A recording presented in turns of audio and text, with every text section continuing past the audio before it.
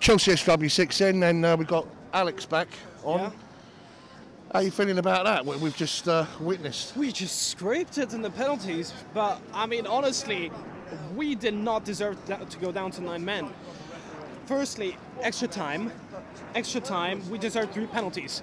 None of them were given. The third one, Morata was given a yellow card for diving, and then he got so mad that he got a second yellow and was sent off. He had every right to be angry, because that was a penalty, through and through. The thing is, we'll know for sure. I basically, the reason why I know is because my dad was looking at the replays, and I was talking to him at the same time, and he told me that at the extra time, the one from Willian, in the first half of the extra time, the one from Morata where it was basically muscle down, that was the penalty, and then the one where basically he got the yellow card where he was booked, that was also a penalty. I mean, look, when you go through on penalties, yeah, you kind of feel a little bit euphoric, yeah, and it kind of changes the way you kind of felt prior to that moment. Exactly.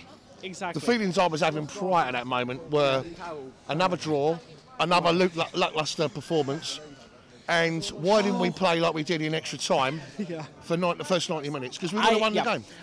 Look, I mean, Conte went back to a 3-5-2 in the last minute. He shouldn't have done that. I don't know what went in his mind, but he shouldn't have done that. Look, I respect the guy, but when he makes some mistakes, I have to say it, and to be honest, that was a mistake. But we're through, and I'm happy that the next game is at home against Newcastle. Yeah, for sure. But it feels like you've been through a marathon here, isn't it? I mean, but 5 draws, that's 5 draws. Well, no wins. No, technically it's not really a draw, it counts as a win. I know, but yeah, after 90 minutes. True, after 90 minutes, agreed, but it's technically a win, so it's 4 draws. We could quite easily have been knocked out of that tonight, because it's a lottery penalties, we know that, you know. Look, I have to say, Pedro was stupid. He was stupid. I would say... I mean, when we were down to 9 men, I would have taken penalties at that point. Yeah, I was like... But, you know... I don't know if we're going to win, because generally we don't win on penalties. The last time we won on penalties was in Bayern Munich, in the Champions League. And, you know, prior to that, I don't even remember if we won on penalties in that sort of way. It's a long time ago, wasn't it? Yeah, really long time. Sure. Maybe I wasn't even born, I don't know. But I remember us winning a cup tie away at Newcastle. It was a long time ago, mind, you know. I mean, that was under Ruud Gullit, I think. So it shows you how long ago it was. I can't remember. I can't even think right now. I started following in 2003. 2003, so that's maybe a bit like prior to my time. Yeah, it's prior to your time, isn't it? Yeah, to be fair to you. But okay, standout performances. So it was, you know, standout performances. Willian. Yeah, he was. He wasn't lucky, but he was exceptional.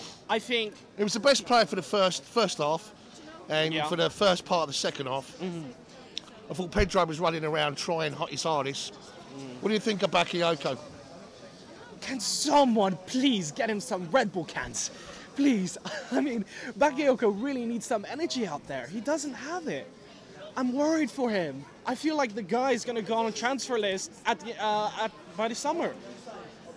And Michy Batshuayi gets the goal. To be honest, but that's a typical Michy goal, isn't it? Where it's a perfect cross on the floor. He can finish. Thanks to Willian. Had Willian not been there, it was Willian who basically passed it to him, and then Batshuayi scored. Without Willian, there would have been no goal. We would have lost 1-0. We would have walked over. He would have been frustrated. Batshuayi, he's too still. He doesn't move around a lot. I don't know. I don't think we need a target man striker. We need someone who's a bit like Eden Hazard in some ways. That type of going in all over the place, trying to make the defense, you know, they don't even know what to do. But still, as a striker position, we need someone like that. Someone who has the pace to compete with the defenders. Someone like Aubameyang would have been good, but right now there's a lot of competition with Arsenal. And there's also reports that Dortmund want Batshuayi. I thought it was Seville. Yeah, but they also want Batshuayi to replace Aubameyang. Okay. So we'll see how it goes. Carroll. Well, that's what I was going to ask you next. Just a quick one before we obviously end. Andy Carroll. Apparently, we've made a. I prefer We've made a Andy move. Carroll. We've made contact with West Ham. We haven't. We haven't. Okay. No confirmation on that. No confirmation. What do you think of Andy Carroll then? I think he'd do a job. He's old the ball for sure. He's injury prone, and look, I've talked to some people on the train, and one of them has a friend who's basically the West Ham physio guy, and he says that basically Andy Carroll is a huge problem in the dressing room. He's a huge problem to handle, and he's so injury prone. And him going to Chelsea would be Chelsea's nightmare.